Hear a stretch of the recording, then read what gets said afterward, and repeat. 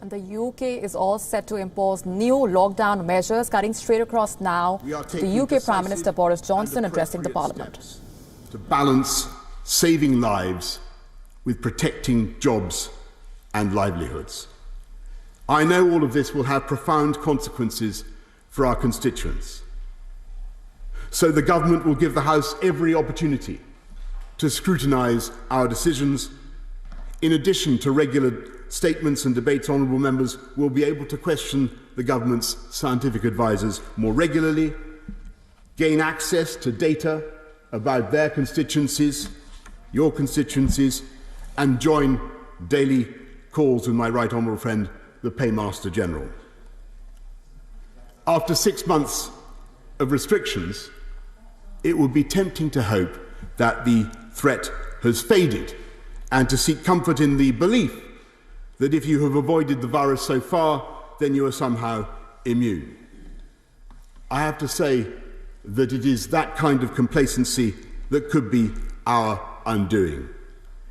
If we fail to act together now, we will not only place others at risk, but jeopardise our own futures with the more drastic action that we would inevitably be forced to take.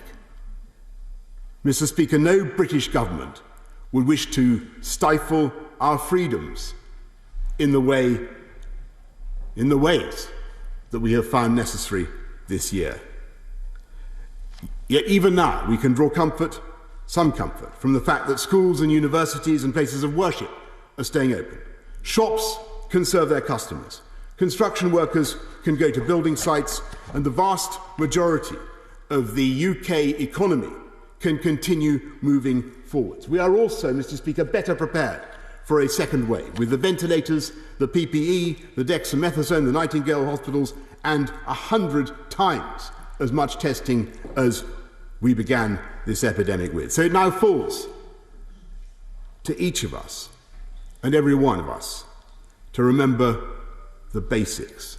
Wash our hands, cover our faces, observe social distancing, and follow the rules. Then we can fight back against this virus, shelter our economy from even greater damage, protect the most vulnerable in care homes and hospitals, safeguard our NHS, and save many more lives. And I commend this statement to the House.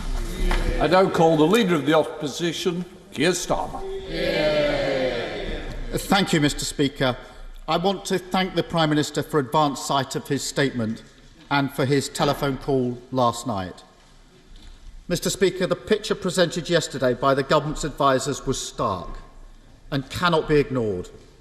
Infections are rising, hospitalisations are rising, the trajectory is clear, and we know from bitter experience what happens next. So it is right that the Prime Minister is announcing further measures today, and we support those measures, just as we supported lockdown in March and the more recent local lockdowns. Although we fierce criticism of the way the government is handling this pandemic,